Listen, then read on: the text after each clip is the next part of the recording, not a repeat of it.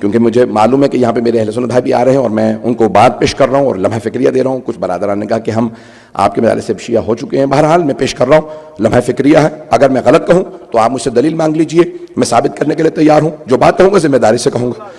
شیعہ سنی کتابوں میں لکھا, ابن قتیبہ دینوری نے الامامۃ والسیاسہ میں لکھا, صفحہ نمبر 37 جلد نمبر 1 کے اندر. سن رہے ہیں حضرات؟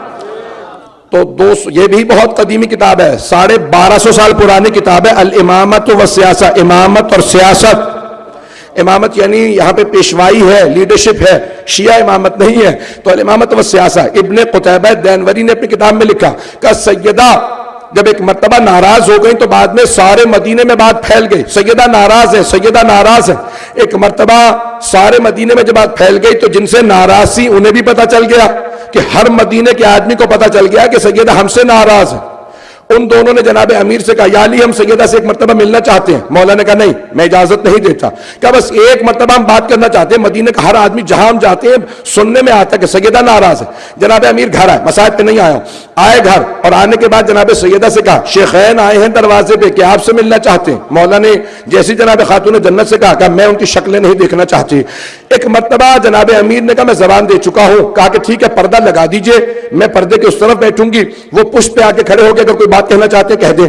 دروازے پہ کھڑے ہو کے ان میں سے ایک نے آواز دے کے کہا السلام علیکم یا ابنۃ رسول اللہ, اے اللہ کے رسول کی بیٹی آپ پہ سلام ہو. بی بی نے جواب نہیں دیا. مسلمان کہتے ہیں بی بی نے جواب نہیں دیا. بھئی سلام کرنا مستحب ہے, سنت نبی ہے, جواب دینا واجب ہے. اگر مسلمان سلام کرے تو جواب دینا واجب.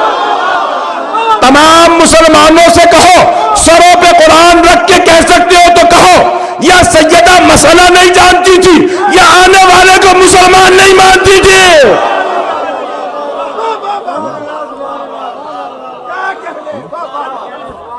بات پہنچ رہی ہے؟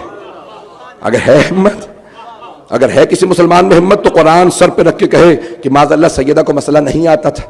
اور اگر کہے کہ نہیں مسئلہ جانتی تھی تو پھر بتاؤ اسے مسلمان مانتی تھی؟ جس نے آ کے سلام کیا, سیدہ نے کہا نہیں میں تجھے جواب لائق نہیں سمجھتی. یہی جناب زینب کبریٰ نے دربار یزید میں کیا تھا. جب اس نے کلام شروع کیا بار بار کا کیا بات ہے, آپ کو آواز نہیں آ رہی, کیا بات ہے, میری سلام کا جواب کیا بات ہے, اب جواب کیوں نہیں دیتی؟ بی بی نے کہا تجھے اس لائق نہیں سمجھتی کہ تجھ سے بات کروں؟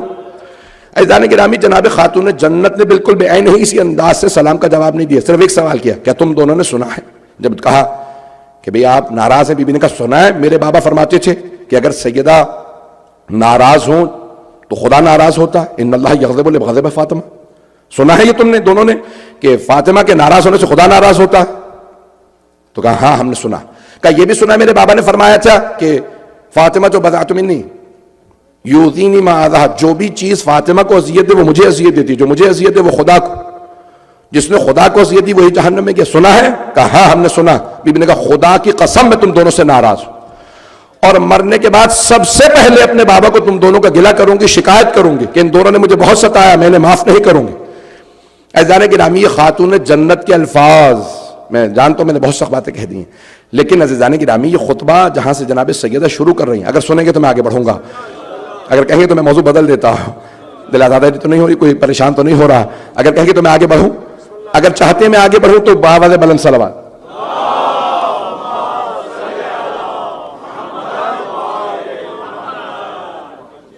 ہے مجمع ابھی تک میرے ساتھ؟ شاید میں بالکل آج مختلف انداز سے سارا پیش کر رہا ہوں.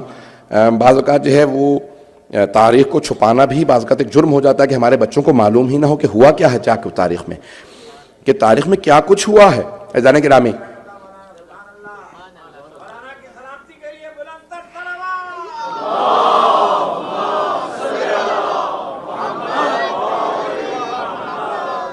چلتے رہیں گے.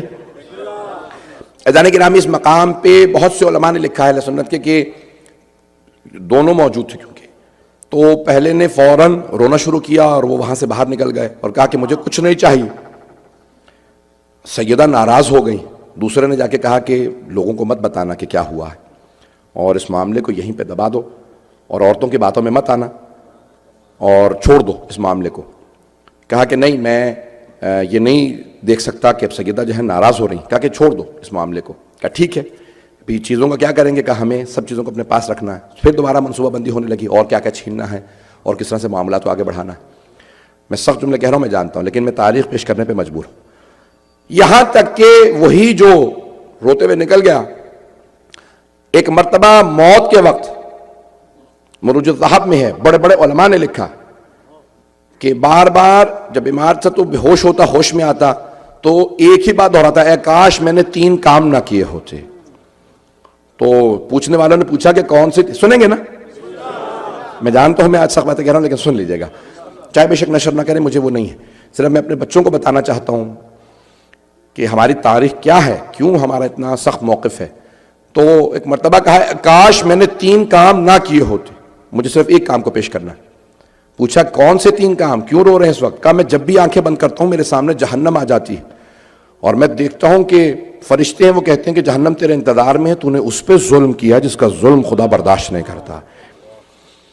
کہا کاش میں نے 3 کام نہ کیے ہوتے. کہا کون سے 3 کام؟ کہا کاش میں فاطمہ کے دروازے پہ آگ نہ لے جاتا، میں در سیدہ پہ آگ لے کے نہ گیا ہوتا.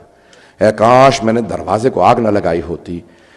یہ آگ میرے لیے جہنم کی آگ کا سبب بن گئی ہے. کیوں؟ اب نظر آ رہا ہے سب کچھ. کئی ایسے گناہ ہوتے ہیں جس کے بعد توبہ کے دروازے بند ہو جاتے ہیں.